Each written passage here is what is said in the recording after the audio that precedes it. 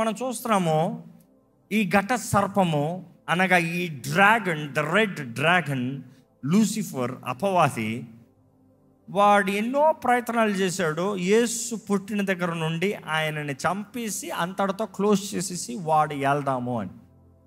కానీ దేవుని రక్షణ కార్యము చూస్తే ఎంతో ఘనమైనది అనేది దేవుడు నిరూపించాడు. ఈరోజు యేసునందు విశ్వాసం ఉంచిన వారు గ్రహించగలుగుతారు.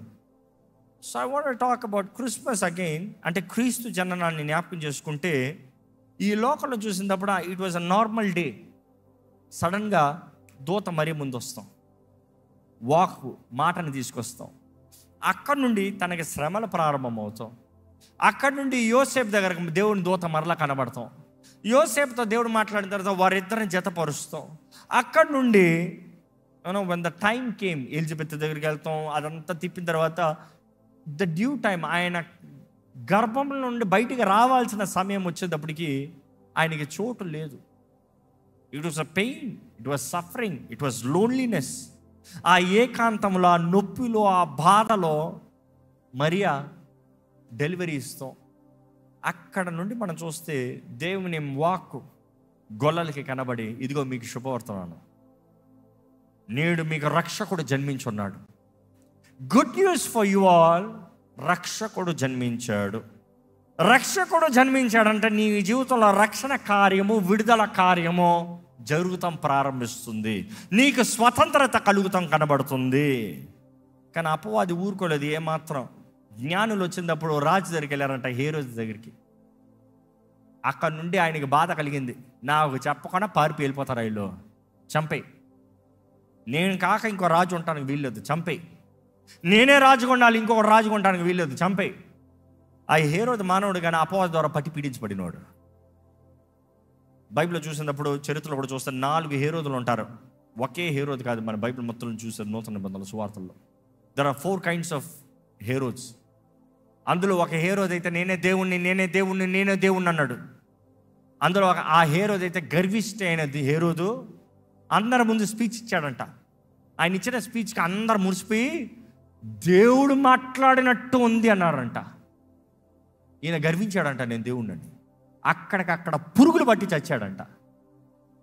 రిమెంబర్, అపవాది ఎప్పుడు నీ కలిగి చేసే మాట ఏంటి తెలుసా? నువ్వే దేవుడు. అపవాది స్ట్రాటజీ చెప్తాను, ఒక మాటలో జాగ్రత్తగా వినండి. వాడు దూతలను కూడా వాడు తట్టు తిప్పుకుంటానికి కారణం ఏంటి అని ఆలోచించేటప్పుడు ఈరోజు మనుషులను కూడా దేవునికి విరోధంగా తిప్పి వాడు తట్టు తిప్పుకుంటానికి అదే కారణం. ఈరోజు మనుషుడికి దేవుడు అంటే గౌరవం లేదు, దేవుడు అంటే భయం లేదు, దేవుడిని సేవించాడు. కారణం ఏంటి తెలుసా? నేనే దేవుణ్ణి అంటాడు, నా ఇష్టం అంటాడు, నాకు కావాలంటాడు, నాకు ఇష్టం వచ్చింది చేస్తాను, నేను అనుకుంది చేస్తాను, నాకు నచ్చింది చేస్తాను, నేను అనుకున్నట్టు బ్రతుకుతాను. దేవుని చిత్తమా నేను చేయను, దేవునికి తగినట్ట నేను బ్రతకను. But I'm telling you dear people of God, నా అనేది సిలువ వేయబడుతున్నాయి కానీ క్రీస్తు మనలో కనబడలేడు. నా అనేది నీలో కనబడేంత వరకు అపవాది నిన్ను వెళ్తున్నాడు కానీ దేవుడు నీలో లేడు. ఈరోజు మిమ్మల్ని అడుగుతున్నా, దేవుని సన్నిధిలో ఉన్న మీలో నా కనబడుతుందా అంటే ఆ మోసపరచు వాడు మాట్లాడే మాటలు కనబడుతున్నాయా, లేకపోతే దేవుని వాక్కు కనబడుతుందా? నేను కాదు, దేవుడు is God first in your life or enemy. అపవాది అంటాడు నీకే టైము, దేవుడికి అక్కర్లే. నీవు నా అన్న ప్రతిసారి అది అపవాదే. ఎందుకంటే బైబిల్లో చూసినప్పుడు కొన్ని వచనాలు ఉంటాయి. Let me just quickly show. ఈ యుగ సంబంధమైన దేవత అంట. ఎవరు యుగ సంబంధమైన దేవత?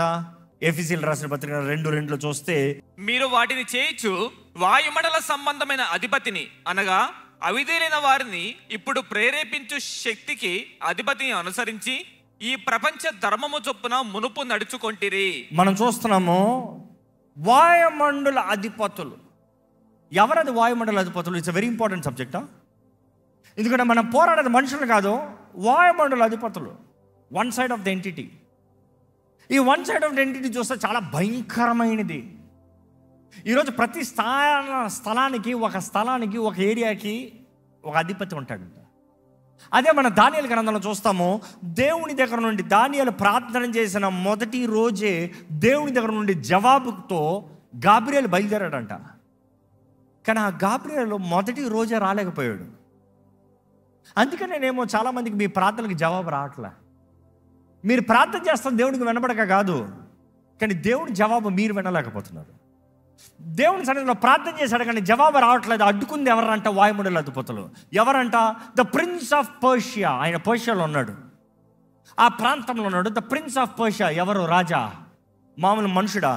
మామూలు మనుషుల గురించి మాట్లాడతలే. ఆ పర్షియా ప్రాంతంలో ఉన్న వాయుమండలు, అక్కడ ఉన్న అధిపతి. ఆ అధిపతి ఏం చేస్తున్నాడు? ఓయ్ మా ఏరియాలోకి వస్తాం లేదు, ఇది మా ఏరియా, మా స్థాన బలం, మా స్థలము, మా చోటు. అందుకని ప్రపంచం మొత్తంలో ఒక్కొక్క ప్రాంతానికి వెళ్ళినప్పుడు ఒక్కొక్క పరిస్థితిని మనం చూడగలుగుతాము, ఒక్కొక్క రకమైన పాపమును చూడగలుగుతాము, ఒక్కొక్క రకమైన కీడును చూడగలుగుతాము. ఎందుకంటే ఆ దురాత్మలు వారు ఆ ప్రాంతాన్ని వెళ్తాం, అక్కడ ఉన్న వారందరూ ఆ ఇన్ఫ్లుయెన్స్లో ఉంటాం. సో విశ్వాసి అయిన మనం పోరాడుతున్నాం అన్నది జ్ఞాపకం చేసుకోవాలి. అదే పౌలు అంటున్నాడు, నేను ఇక్కడ నుండి ఆ ప్రాంతానికి వెళ్ళేటప్పటికి అక్కడ ఈ దెయ్యాలు ఉన్నాయా బాబు, ఈ వాయుమండలు మమ్మల్ని ఆటంకపరుస్తున్నాయి. ఎందుకంటే సువార్తను మేము అందిస్తాంలో వెలుగు ప్రకాశిస్తుంది, మనుషులకి మనోనేత్రాలు తెరబడుతున్నాయి, సత్యం తెలుసుకున్నప్పుడు మా స్థాని బలం పోతుందని వీరు మమ్మల్ని ఎదిరిస్తున్నారు. బైబిల్ చూసినప్పుడు గమనించవచ్చు, దానియేలు ప్రార్థన చేస్తూ ఉన్నాడంట. ఆ మొదటి రోజు నుండి ఉపవాసం ఉండి, దానియేలు ఫాస్టింగ్, దేవుని ముందు తగ్గించుకుని ఉపవాసం ఉండి ప్రార్థన చేస్తున్నాడంట. ఆయన ప్రార్థన చేస్తూ ఉంటే గాబ్రియేలుకి మికాయేలు సహాయం వచ్చాడంట. మికాయేలు ఎవరు? ఇందాక చదివాం, పరలోకపు ఆర్మీ చీఫ్. మికాయేలు సహాయానికి వచ్చాడంట. అక్కడ ఏం జరిగిందంట? యుద్ధం జరిగిందంట.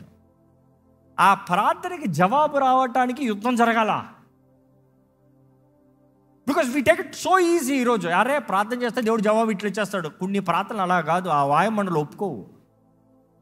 Until you fast and pray. అందుకని అంట ఉపవాస ప్రార్థన శక్తి ఎంతో బలమైనది. నువ్వు తగ్గించుకుని ప్రార్థన చేస్తే దేవుడు తన దూతను పంపించి నీ పక్షాన పోరాడి నీకు వార్త వచ్చేలాగా చేస్తాడు. కార్యం జరిగేది తర్వాత, ఫస్ట్ వార్త రానే. ఎందుకంటే వాక్ వస్తేనే కదా, వాగ్దానం వస్తేనే కదా నువ్వు నిలబడటానికి ఒక విశ్వాసం కలుగుతుంది, కొంచెం శక్తి వస్తుంది. బట్ దెన్ దానియేలు దేవుని ముందు తగ్గించుకుని ప్రార్థన చేస్తూ ఉంటే మికాయేలు వచ్చి పోరాడాడంట. గాబ్రియేలు వార్త తీసుకొచ్చి అందించాడంట. అంటాడు గాబ్రియేలు, మరలా నేను వెళ్ళేటప్పుడు మరలా వాళ్ళు అడ్డగిస్తారు, మికాయేలు వస్తాడు. I'm asking you, do you take the spiritual realm serious? దేవుని వాక్యం వింటాం మనము, దేవుని వాక్యాన్ని ఆధారం చేసుకుని చక్కగా బ్రతుకుతున్నామా? యెషయా గ్రంథం ఒకసారి చూస్తే, యెషయా గ్రంథం 14:12 ఇందాక నేను చెప్పిన వచనాలు ఒకసారి చదువుదామండి. తేజో నక్షత్రమా, తేజో నక్షత్రమా, వేకువ చుక్క, నీ వెట్లు ఆకాశం నుండి పడితివి. వాడి పేరు ఏంటంట? తేజో నక్షత్రమా, వేకువ చుక్క, నీ వెట్లు ఆకాశం నుండి పడితివి. నీవు ఎట్లు ఆకాశం నుండి పడితివి. జనములను పడగొట్టిన నీవు నేల మట్టుము వరకు ఎట్లు నరకబడితివి. నేను ఆకాశములకు ఎక్కిపోయేదను, దేవుని నక్షత్రములకు పైగా నా సింహాసనం హెచ్చింతును. ఏమనుకున్నాడు అంటాడు? దేవునితో పాటు పైగా నా సింహాసనమును హెచ్చింతును. ఉత్తర దిక్కున సభాపర్వతం మీద కూర్చుందును, మేఘమండలం మీదికి ఎక్కుదును, మహోన్నతులతో నన్ను సమానునిగా చేసి కొందును అని నీవు మనసులో అనుకుంటివి కదా. ఏంటంట? మనసులో అనుకున్నాడు అంటాడు. మనసులో అనుకుని ఏం చేశాడు? మిగతా వాళ్ళందరినీ దేవునికి విరోధంగా లేపాడు. వాడు ఎక్కడున్నాడు, వాడు ఎట్లున్నాడు, వాడు అక్కడ నుండి ఎక్కడ పడ్డాడు, వాడి సంగతి ఏంటో బైబిల్లో స్పష్టంగా రాయబడి ఉంది. యేసే నిజమైన రాజు. నమ్మేవారు హల్లెలూయా బిగ్గరగా చెప్తామా? అంత మాత్రం కాదు, వాడి గురించి ఇంకొంచెం ఇన్ఫర్మేషన్ కావాలంటే ఎజెకియెల్ గ్రంథం 28:13-14 కూడా చదవండి ఒకసారి చెప్తాను. దేవుని తోటేవో ఏదెనులో నీ ఉంటివి.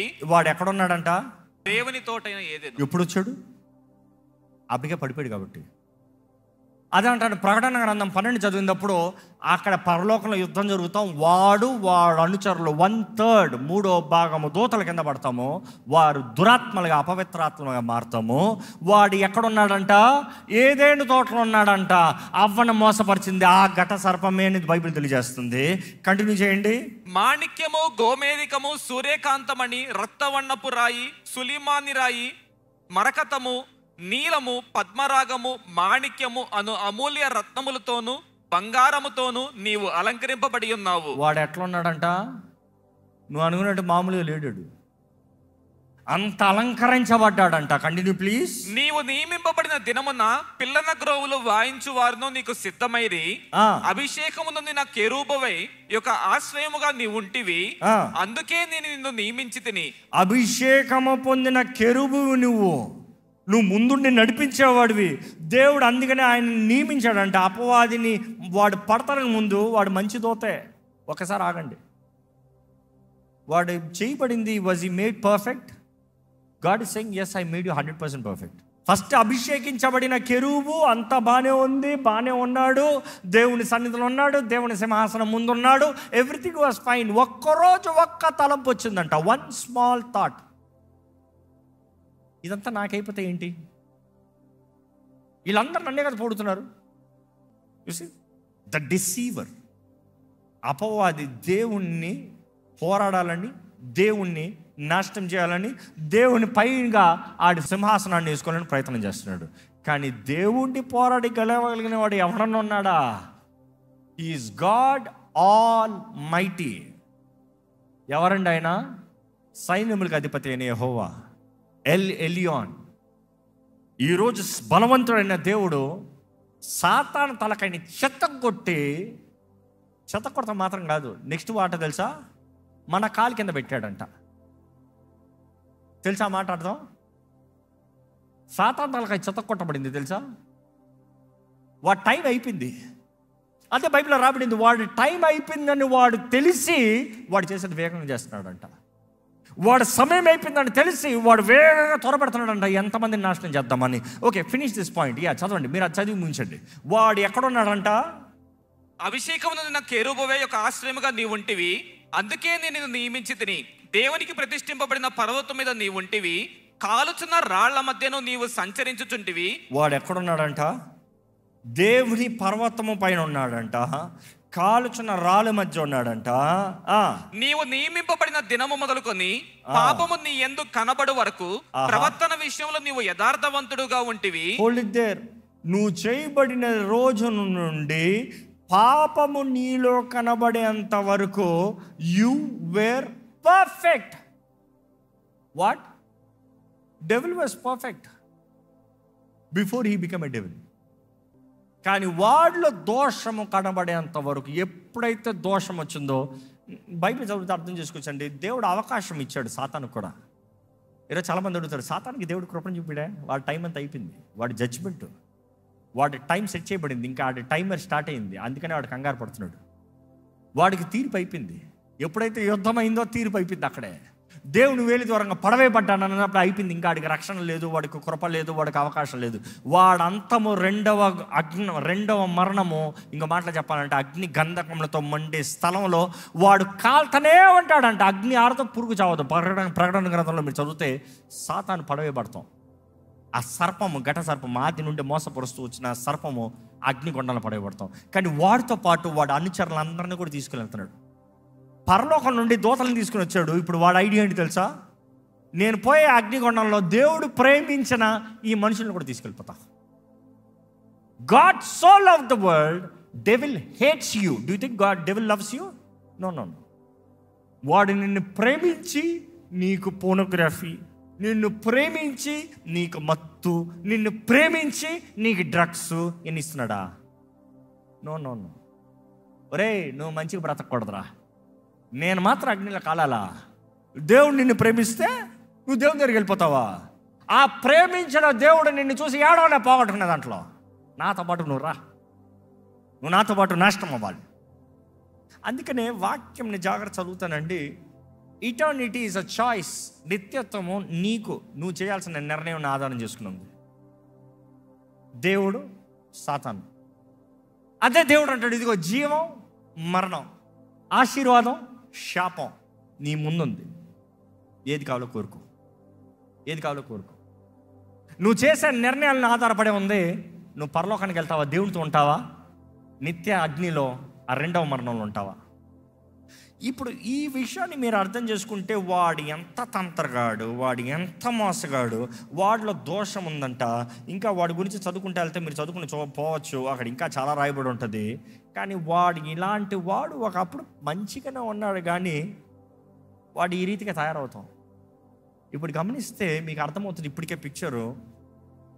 మరియ గర్భంని పరిశుద్ధాత్మ ద్వారా ధరించి తన బిడ్డని కన్న వెంటనే చంపేద్దామనుకున్నాడు. అదే 12వ అధ్యాయంలో చూస్తున్నాం. అక్కడ చూస్తున్నాము, కానీ దేవుడు కాపాడుతాం, దేవుడు తప్పిస్తాం, దేవుడు కృపనిస్తాం, దేవుడి శక్తినిస్తాం. దాని తర్వాత అపవాది వేధిస్తున్నాడంట. వేధించబడే సమయంలో కూడా నిలబడి ఉంటాం, అక్కడి నుండి బయటకు వస్తాం. ఈరోజు జ్ఞాపకం చేసుకోదామండి, ఈ లోకం తాత్కాలికం. ఈ లోకంలో ఉన్న మనం అందరం ఏదో ఒక రోజు మరణించిపోతున్నాం. కానీ ఈ యుద్ధం మధ్యలో ఎటువైపు ఉంటామో మనం జ్ఞాపకం చేసుకోవాలి. ఎందుకంటే ఈ లోకాన్ని విడిచిపోతామో మరణము మొదటి మరణం, కానీ రెండవ మరణం మాత్రం వద్దు. మీరు రెండవ సార్లు మరణిస్తారా, బ్రతుకుతారా? ఎప్పుడు ఈ మాట చెప్తాను, ఒక్కసారి ఈ భూమి పైన నువ్వు తిరిగి జన్మిస్తే, అంటే మరణిస్తే, మరణిస్తే 2 సార్లు చావు, ఒకసారి చేస్తావు. అర్థమవుతుందా? 2 సార్లు చావు అన్నప్పుడు ఈ లోకాన్ని విడిచిపోతాం. మొదటి మరణం అగ్ని గంధకములతో మండే గొండము, రెండవ మరణం అని ప్రకటన గ్రంథంలో రాయబడుతుంది. సో ఒక్కసారి తిరిగి జన్మిస్తే, ఈ భూమి పైన నువ్వు తిరిగి జన్మిస్తే ఒక్కసారి మరణం, ఈ లోకాన్ని విడిచిపోతాం, దేవునితో ఉంటాం. కానీ దేవునిని నమ్మకుండా దేవుని తునీకరిస్తూ ఆయన మాటలన్నీ ఎరిగి ఈరోజు విశ్వాసాలు తొలగిపోతామన్నదప్పుడు ఇట్ ఈస్ నో వండర్ వాడు ఉన్నాడు మోసపరచువాడు. ఒక్కొక్కరితో మాట్లాడి వారి స్వార్థము, శరీర ఇచ్ఛలో, పాప సంబంధమైన కార్యాలతో దేవుని నుండి పడిపోయిన స్థితిలో, పాపపు స్థితిలో బంధించి పెడతానికి హీఈస్ ద అక్యూజర్. రాత్రి పగలు నేరాలు మోపుతూనే ఉంటాడంట. ఈరోజు మనలో అపరాధ భావాన్ని కలుగు చేస్తూనే ఉంటాడంట. యేసు ఇచ్చిన క్షమాపణ నువ్వు అంగీకరించిన రీతిగా నువ్వు తాగవు, నువ్వు పాపివి. ఒరే నేను పాపినేరా, కానీ క్రీస్తు రక్తం ద్వారా కడగబడ్డాను, నేను నీతిమంతుడిగా మార్చబడ్డా. నాలో బలహీనతలు ఉన్నాయి, నాలో పొరపాట్లు ఉన్నాయి, నాలో తప్పిదములు ఉన్నాయి, కానీ నా దేవుడు తన ఆత్మ ద్వారా నన్ను మలుస్తున్నాడు, నన్ను మారుస్తున్నాడు. దినము యేసుకు దగ్గరగా చేరుతున్నా. అది విశ్వాసి చెప్పే మాటలు. I'm challenging you here. ఇంకో సంవత్సరానికి 1 నెల కనీసం 1 రోజు పెట్టల దేవుని స్తోత్రం, 1 నెలంతా క్రిస్మస్ సీజన్ అని పెడతారు. సో ఐఎమ్ ఆస్కింగ్ యూ, ఇదిగో దేవుడికి అపవాదికి యుద్ధం జరుగుతుంది, వెలుగుకి చీకటికి యుద్ధం జరుగుతుంది. ఈ పరిస్థితుల్లో నువ్వు థియాలజీ వాదించొద్దు.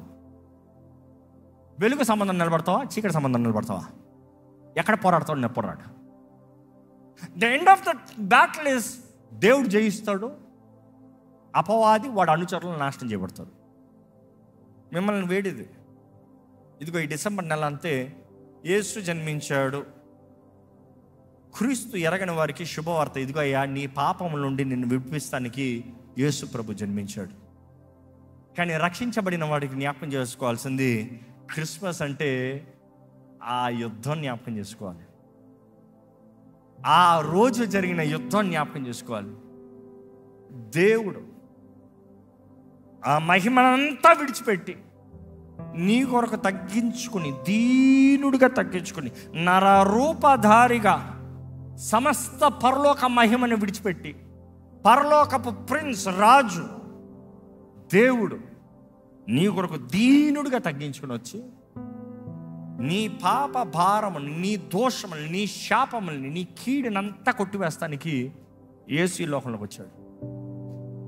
యేసయ్య గాని వచ్చి ఉండకపోతే ఈ మనుషుడికి విమోచన ఉండదా? ఎందుకంటే నువ్వు ఎన్ని ఆచారాలు చేసినా నిత్యత్వం యేసుతో లేదు. జీవగ్రంథంలో పేరు రాయబడాలంటే గొర్రెపిల్ల రక్తం ద్వారంగా కడగబడాలి. అదే ప్రకటన గ్రంథంలో చూస్తాం.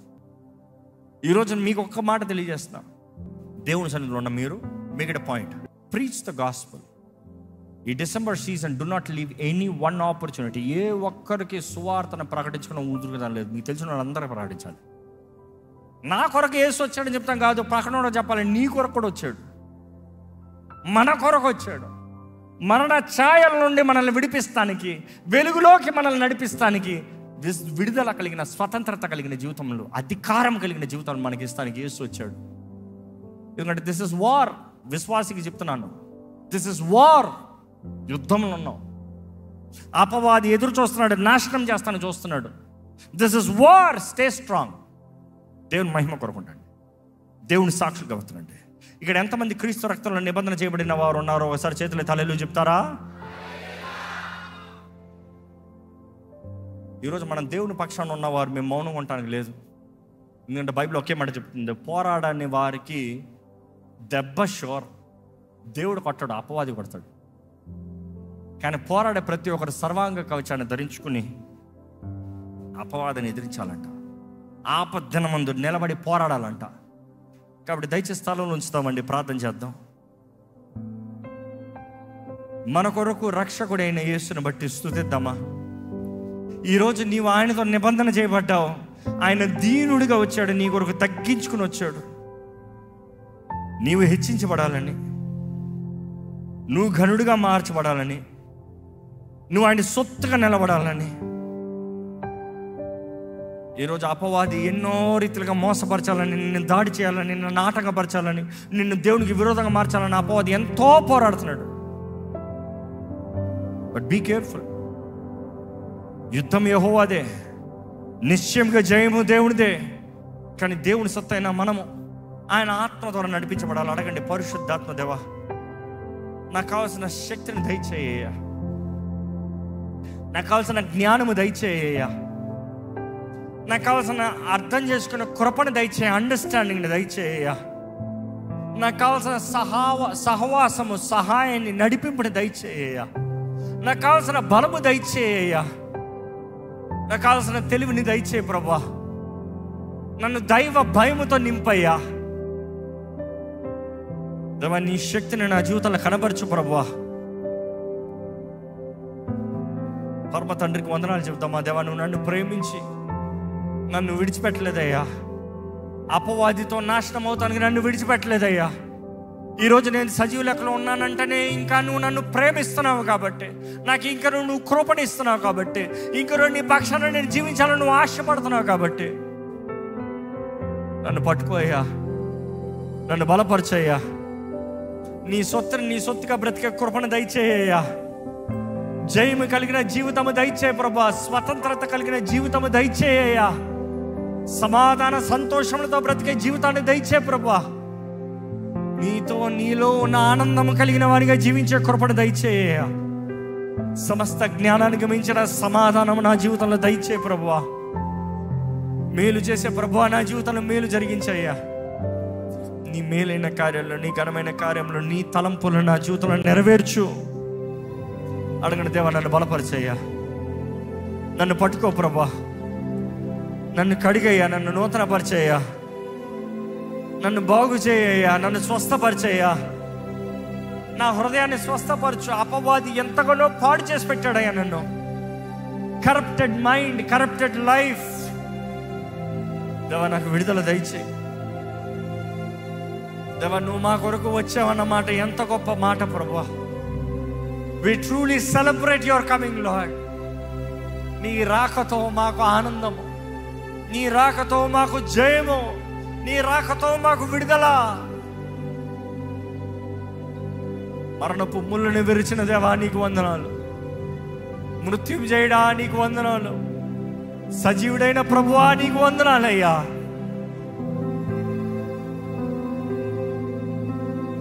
నీ చిత్తము మా జీవితంలో జరిగించయ్యా. నీ మార్గంలో నన్ను నడిపించు ప్రభువా. నీ రాజ్యము పక్షాన నేను నిలబడేవాడిగా నన్ను బలపరిచయ్యా. నీ కొరకు పోరాడే జీవితం నాకు దయచే ప్రభువా. నీ రాకలో నేను ఉండాలయ్యా. నీ రాకలో ఎత్తబడేవాడిగా నేను ఉండాలయ్యా. ఈ లోకంలో నీ కొరకు నిలబడాలి, నీ పక్షాన నిలబడాలి. రాజీ పడిన బ్రతుకు నాకు వద్దు, కాంప్రమైజ్డ్ లైఫ్ నాకు వద్దు. Lord, help me to be jealous for you. నీ కొరకు రోషము దయచే ప్రభా. నీ కొరకు రోషముతో, పౌరుషంతో నీ కొరకు బ్రతికే జీవితాన్ని నాకు దయచే ప్రభా. నా చెయ్యి పట్టుకోయ్యా, నన్ను పట్టుకుని నడిపించేయ్యా. అడుగుదామండి దేవుని, నన్ను పట్టుకుని నడిపించేయ్యా, నా చెయ్యి పట్టుకుని నడిపించేయ్యా. నన్ను బలపరిచేయ్యా, నాకు కావాల్సిన సమాధానం దయచేయ్యా. నా జీవితంలో కావాల్సిన జయము దయచేయ్యా. నా జీవితంలో కావాల్సిన ఆదరణ దయచేయ్యా.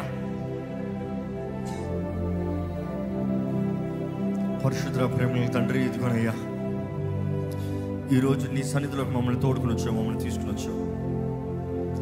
నీ సన్నిధిలోకి అడుగుపెట్టిన ప్రతి ఒక్కరు చూడయ్యా, ప్రతి ఒక్కరిని పట్టుకో ప్రభా, ఎవరిని విడిచిపెట్టద్దయ్యా. ప్రతి జీవితాన్ని చెక్కు, మలచు, నాటు, మేలైన బంగారంగా తీర్చిదిద్దు. నీతో నిబంధన చేయబడిన వారికి నీ సొత్తుగా జీవించే కృపణ దయచేయి. నీ జననాన్ని జ్ఞాపకం చేసుకుంటున్న ఈ నెలని దీవించయ్యా. నీ స్వార్థను ప్రకటించాలి. నువ్వు ఇందు కొరకు వచ్చావో తెలియజేయాలి. నువ్వు ఎంత గొప్ప దేవుడో తెలియజేయాలి. నీ ప్రేమ ఎంత గొప్పదో, నువ్వు చేసిన కార్యం ఎంత గొప్పదో, అదే సమయంలో రాబోయే ఉగ్రత గురించి తెలియజేసే వారికి మమ్మల్ని చేయి ప్రభువా. దేవా, ఈరోజైతే నువ్వు మా కొరకు వధించబడిన గుర్ర పిల్లగా మాకు కనబడ్డావేమో కానీ నువ్వైతే సింహాసనాసీనుడిగా, సర్వాధికారము కలిగిన దేవుడిగా, దేవా నీకు ముందు ఎవరు నిలవగలరయ్యా? నీకు సాటి ఎవరున్నారు ప్రభువా? సర్వనామముల కన్నా, అన్ని నామముల కన్నా పైనామంగా హెచ్చించబడ్డావయ్యా నువ్వు యేసయ్యా. నిన్ను మా ప్రాణ ప్రియుడిని పిలుస్తున్నావు. ఎంత గొప్ప ఆనందం, ఎంత గొప్ప ధైర్యం. నీతో స్నేహము చేసే బ్రతుకులు, నీతో జీవించే జీవితం మా అందరికి దయచేసి సమాధానముతో, నెమ్మదితో, విడుదలతో, స్వతంత్రతతో జీవించే కృపను దయచేయి.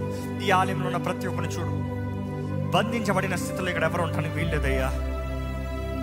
ఏ అపవాది చేష్టలు ఇక్కడ మనుషుల్ని పట్టి పీడిస్తాను ఇక్కడ ఏ మాత్రం చూడలేదు. ఏ అపవిత్రాత్మలు, దురాత్మలు ఇక్కడ దేవుని బిడ్డల్ని వెళ్తానికి అధికారం లేదు. ఇప్పుడే నజరేయుడైన యేసు నామములో బంధించబడిన వారికి విడుదల కలుగునుగా కానీ ప్రకటిస్తున్నాను. No depression spirit, no oppression spirit shall have any authority. సమాధానము కలిగిన మనసు, నెమ్మది కలిగిన మనస్సు, ధైర్యము కలిగిన మనస్సు నజరేయుడైన యేసు నామములో కలుగునుగాక. అనారోగ్యంలో ఉన్న వారిని కొరకు ప్రార్థిస్తున్నామయ్యా. నువ్వు పొందిన గాయం ద్వారా మాకు స్వస్థత ఉన్న ధైర్యంతో మేము ప్రార్థిస్తున్నాం. యేసయ్య నీ నామములో మాకు స్వస్థత ఉందని నమ్ముతున్నాం. ఇక్కడ అనారోగ్య స్వస్థ ముట్టి స్వస్థపరిచే ఎదుగునయ్యా. ఈ సమయం విశ్వాసంతో ప్రకటించుండగా ఎవరెవరైతే దేవా నాకు స్వస్థత కావాలని అడుగుతున్నారో వారందరికీ నజరేయుడైన యేసు నామములో స్వస్థత కలుగునుగా కానీ ప్రకటిస్తున్నాము. దేవా ప్రతి విషయంలో కావాల్సిన జయము దయచేయి, విడుదల దయచేయి, ఆనందము దయచేయి, హెచ్చింపు దయచేయి, అభివృద్ధి దయచేయి.